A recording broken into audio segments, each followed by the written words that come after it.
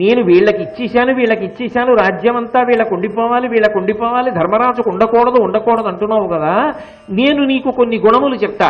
ఆ గుణములు దుర్యోధను యందు, దుశ్శాసనుని యందు, కర్ణుని యందు, శకుని యందు ఉన్నాయా? ఉంటే వీళ్ళకు ఉంటుంది రాజ్యం. వీళ్ళకి లేకుండా ధర్మరాజు యొక్క తమ్ముళ్ళ యందు ఉంటే వెళ్ళిపోతుంది రాజ్యం. నువ్వు పట్టు కూర్చుని ఏడిస్తే ఉంటుందా గుణములు వాళ్ళ యందు లేనప్పుడు? ఆ 4 ఉన్నాయా? అప్పుడు కాదు, ఎప్పటికీ అంతే ఆ సిద్ధాంతం. అందుకు విదురుడు చెప్పిన మాటలకంత విలువ. అందులో ఆయన మొదట చెప్పింది ఏంటంటే తముతా మెరుగుట. ఎప్పుడైనా సరే ప్రభుత్వాన్ని నిర్వహించేటప్పుడు, రాజ్య పరిపాలన చేసేటప్పుడు మొదట ఉండవలసిన లక్షణమేది? తన గురించి తాను తెలిసినటువంటి వాడై ఉండాలి. ఇది చాలా పెద్ద మాట సుమండి. ఎందుకని అంటే లోకంలో ఆవు గురించి చెప్పండి, ఏదో చెప్తారు. పనస చెట్టు గురించి చెప్పండి, చెప్తారు. అరటి చెట్టు గురించి చెప్పండి, చెప్తారు. మిమ్మల్ని నేను అకస్మాత్తుగా పిలిచి మీ బలమేమి బలహీనతేమి అని అడిగాను అనుకోండి, మీరు చెప్పలేరు. ఎందుకో తెలుసా? అసలు నా బలం ఏమిటి అన్నది ఎంత వయసు వచ్చినా ఇది నా బలం, ఈ విషయంలో నాకు సమర్థత ఉంది, నేను మొక్కవోని స్థితిలో నిలబడగలను అని తన బలం ఏమిటో తాను గుర్తిరిగి ఉండాలి. తన బలహీనత కూడా తనకి గుర్తిరిగి ఉండాలి. అప్పుడు ఏమవుతుందో తెలుసా? ఈ బలహీనత తప్పుకునేటటువంటి ప్రయత్నం చెయ్యాలి. తప్పించుకునే ప్రయత్నం లేదనుకోండి, అది సాధ్యం అయ్యేది కాదనుకోండి, ఆ బలహీనత వల్ల ఎప్పటికైనా రాజ్యం పోతుందన్న విషయంలో కూడా స్థిరపడిపోయి ఉండాలి. అంటే రాజ్య పరిపాలన గురించి కదా మాట్లాడుతున్నాడు విదురుడు. ఇది మా బలం, నేను అర్జునుణ్ణి కొట్టగలను. కర్ణుడు అంటాడు, నిజంగా కొట్టగలిగాడు? ఎన్ని అవకాశాలు వచ్చినా ఆఖరి వరకు కొట్టలేకపోయాడు, కానీ కొట్టగలను అంటాడు. అంటే తన బలం విషయంలో తనకి తప్పంచనా ఉందా? దుర్యోధనుడు భీముణ్ణి కొడతానంటాడు, కొట్టగలిగాడా? తన బలం విషయంలో తప్పంచనా ఉందా? నాకు భీష్మద్రోణులు ఉన్నారు, ప్రాణం పోదు భీష్మాచార్యులు వారికి స్వచ్ఛంద మరణం ఉంది, నా వైపే పోరాడతాడన్నాడు, అయిందా? గురువు నా పక్షం అన్నాడు, అయిందా? 11 అక్షౌహిణీలు ఉన్నాయన్నాడు, నిలబడ్డాయా? అంటే తన బలం గురించి తనకి సరి అయిన అవగాహన లేదు. అసలు ముందు తనకి ఏ బలం ఉంది, కొత్తగా ఇంకా ఏ బలాన్ని చేర్చుకోవాలి, ఇది తెలియలేదు. ఆంతర పరిశీలన ఉండాలి. నా వ్యక్తిత్వమునందు బలమేది, ఆ బలంతోటే తాను బలవంతుడై నిలబడాలి. బలహీనతతో 10 మందిని గెలుచుకునే ప్రయత్నం చెయ్యలేవు. తనకి ఏది బలహీనతో దానితో ఎలా సాధిస్తాడండి? తనకి ఏది బలమో దానితో సాధించాలి. తన బలహీనత ఏది ఉందో అది పైవాడికి తెలియకుండా జాగ్రత్త పడాలి. ధృతరాష్ట్ర మహారాజా, నువ్వు ఎవలాంటి వాళ్ళకి అప్పచెప్పావు రాజ్యం? ఏది చెప్పు, తన బలం ఏమిటో తెలిసేమో. ధర్మరాజుకి తన బలం తెలుసు, ధర్మము తన బలం. తన బలం తమ్ముళ్ళు తన మాట కాదనరు, తన బలం. తన భార్య తన మాట కాదనదు, తన బలం. కృష్ణుడు తనకి బలం, తన బలం. ఇవి తిరుగులేని బలాలు. నీ పిల్లలకి చెప్పమను అలా. ధర్మరాజు బలహీనత జూదం, ఇక నేను దాని జోలికి వెళ్ళనన్నాడు. అయిపోయిందంటే ఆ బలహీనతకి ఏమవ్వాలో అది అయిపోయింది.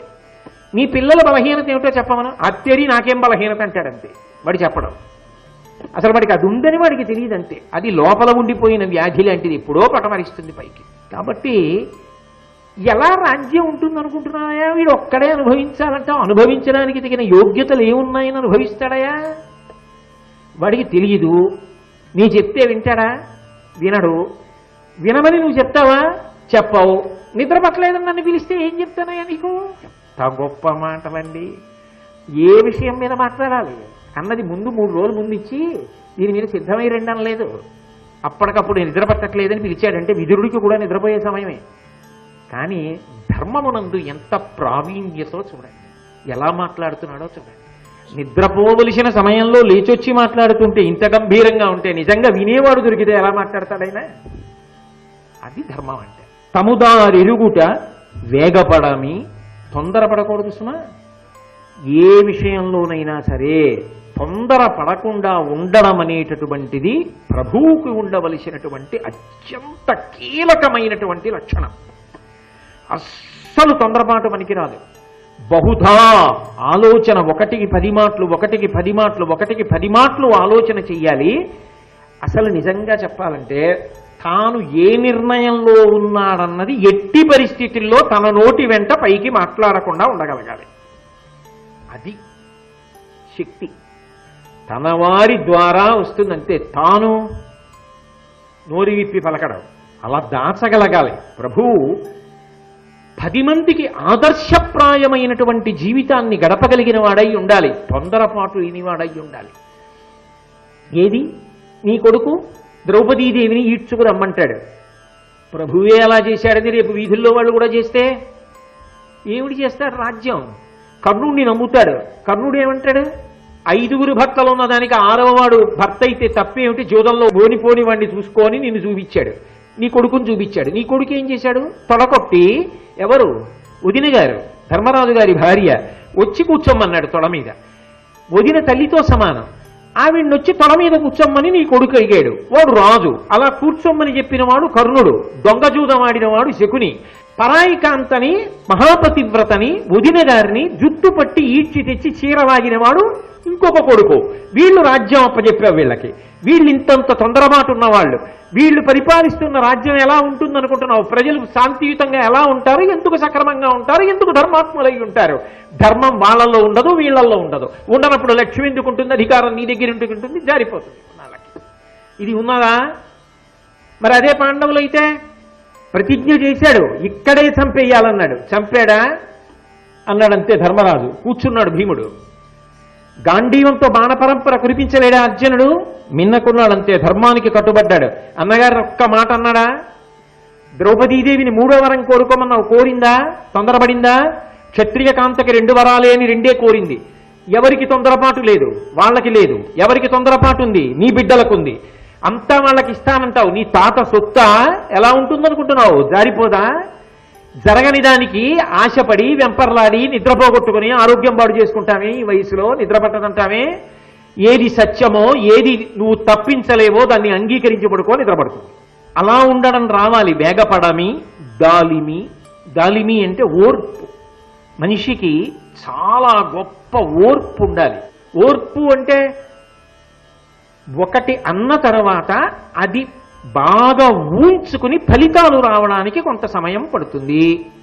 అలా ఫలితాలు రావడంలో కొన్ని ఇబ్బందులు కూడా వస్తాయి. ఈ ఇబ్బందులను నేను అధిగమించాలి అని ప్రశాంత చిత్తుడై ఇబ్బందులను అధిగమిస్తూ ఫలితమును కోరుకుంటూ వేచి ఉండాలి. ఓర్పు అనేటటువంటిది పాలకునకు అత్యంత అవసరమైనటువంటి విషయం.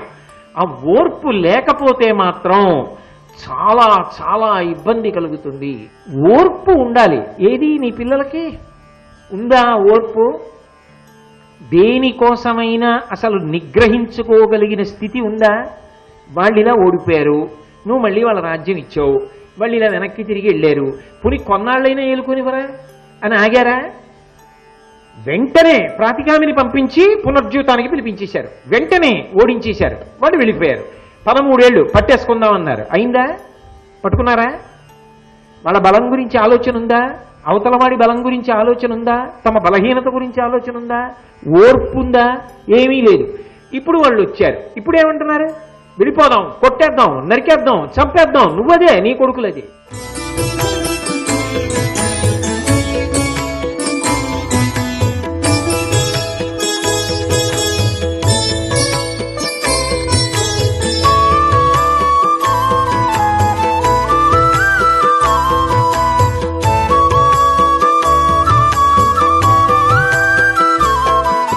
సర్వం శ్రీ ఉమామహేశ్వర పరబ్రహ్మార్పణమస్తు.